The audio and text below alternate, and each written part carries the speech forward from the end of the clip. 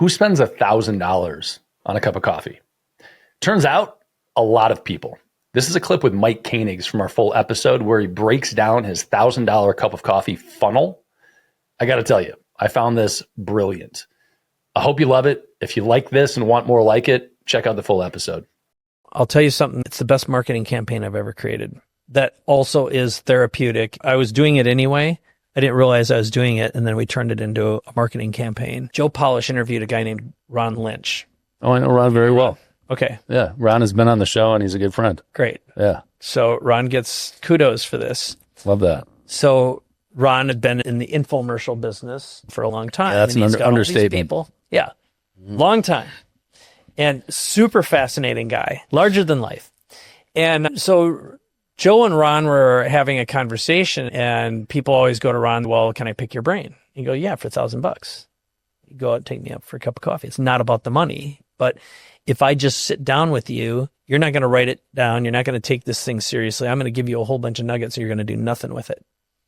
At least this way. And Joe's got a great saying, if you don't pay, you don't pay attention. So I was at another strategic coach meeting, and the product I sell right now is somewhere around $200,000 to work with me when I build these businesses and brands. And it's expensive. And I have the mechanism for getting clients like that. They usually have to consume my content, see podcasts, get to meet me, get to know who I am, and know this isn't that I'm not completely batshit crazy, right? Well, and it's all right. It's all right. I can live with it. But I was telling Joe and another guy who is at my table the problem I have, which is I have a long tail sales process, and it requires a lot of dancing bear. And Joe said, well, you had to do the $1,000 cup of coffee. Actually, it was the other guy who said, right now I'd pay you $2,500 for an hour of your time, but I'm not going to write out a six-figure check because I don't know what I'm going to get. And Joe said, why don't you do the $1,000 cup of coffee? And I'm like, what the hell's that? And he said, I did this interview with Ron Lynch. He said, let me get Eunice to send you the interview. So within 10 minutes, I had the interview. I transcribed it, and I looked at the transcript, and I used ChatGPT, and I made the campaign, which now is my $1,000 cup of coffee campaign. Oh, beautiful. So I had it launched in 48 hours, and it produced, I'll say, multiple six figures in business. Crazy. In 2 weeks.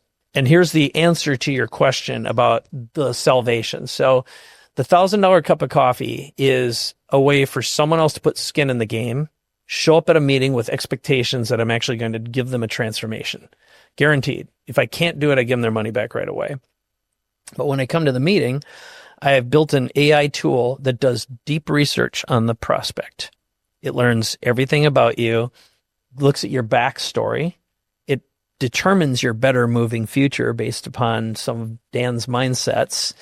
And it estimates your personality profile on 8 different levels. So your Kolbe score, your Myers-Briggs, your Enneagram. Love this. And then I run a Chris Voss influence filter on the top 10 tips to make a connection and create influence in our conversation. And then I also have it load up with my offer and look at their business and their history, how we can best collaborate. So what I do then is I just say at the very beginning of the meeting, I show them the report. I say, I'm going to give you this report when we're done. I'm going to ask you 7 questions. And my goal is to give you an 11 experience on a scale of 1 to 10, help you create a better future for yourself, a better business and a better personal future. So let's go. So in 30 minutes, they've got the map.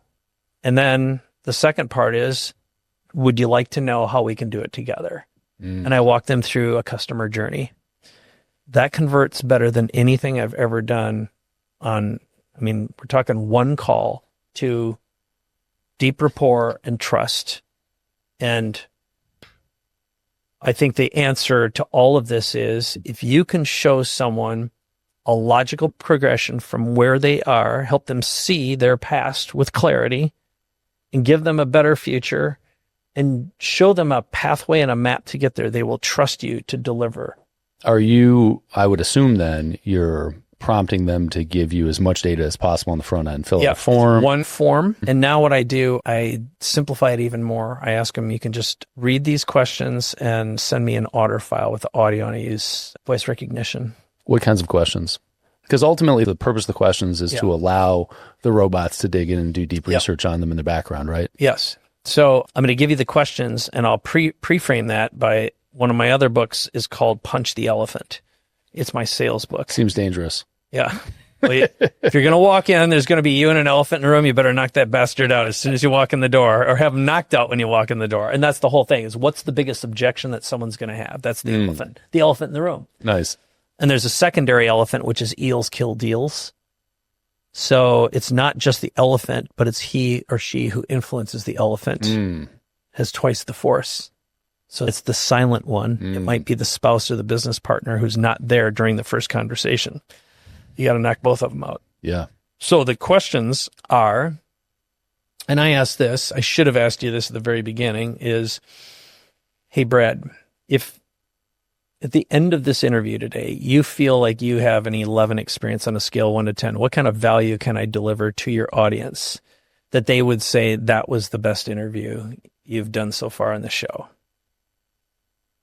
And that would be the prompt for me. Yeah. And so you're asking them that on the front end? Yeah. What would make this experience, this conversation, 11 on a scale of 1 to 10? What would you like to walk away with, know, or understand? Got it. And that's the first question. That's the first question. That's awesome. Okay. Yep. And then I ask a variation of what's known as the Dan Sullivan question, also called the R factor, is if you and I were to sit and meet here 3 years from today, what will have happened personally and professionally for you to be happy with your progress? That is a big ass question. It is, yeah. So now you're projecting into your better future self, or what you think it might be. And then it's what dangers are preventing you from getting there. What have you tried and failed at? How much does it cost you in time, money, resources, energy, relationships, and then opportunities? So if this problem were alleviated, what kind of opportunities could you take advantage of that you can't right now? What do you wish you could do that you can't, but you lack the resources, capabilities, or knowledge? So I would assume, I'm thinking that in this context, because they put $1,000 in for an hour, they are, and I think the frame of the $1,000 cup of coffee is awesome, but because they've invested, they probably take that form seriously. Oh, hell yeah. If they don't fill it out, I just refund them immediately. And if I can't help them, I give them back their money immediately. I take every one of these seriously. I don't need the $1,000. Right. It's a symbolic exchange of energy and a bond of trust. Yeah. I really hate the way you said that, but I understand. I know. Symbolic exchange of energy. Yeah. Not in a dirty way. No. Just a cuddly way. No, I mean, that I actually, know what the last question is? yes, please. Okay. Yeah. So it's better future, dangers, opportunities. And then, now this is, again, a variation, but if I said to you, Brad, if you could spend 95% of your time doing what you were meant to do, what you're destined to do, what you love to do most, where you feel like you're creating the most value, what is that special thing? How many people don't know the answer to that? Many don't. Yeah. You can guess. What's your guess? What their answer is? No, what your answer is. Oh, what my answer Your is? unique ability, your superpower. What do you love to do more than anything that just lights you up and you do it for free? Man. And it just so happens that it just works. And what you're known for.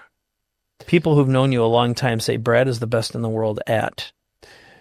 Bro, why do you think my question was, how many people don't know the answer to that? Yeah. But if you had to guess, you had a gun to your forehead and 10 seconds to live, what would you say? I think for me, it's something, I don't know the activity. It's just progress, in disciplined progress down a path is ultimately where I thrive, where I feel like I'm doing the best thing, is consistently growing and pursuing a bigger objective. Yeah. I think you're a natural problem solver, and I think you're really good at seeing the value that other people have and how to solve challenges that they experience. Now, the business you happen to be in happens to solve those, but you've found a unique way to solve unique problems with a toolkit that other people haven't figured out. You've got a niche business. Mm-hmm.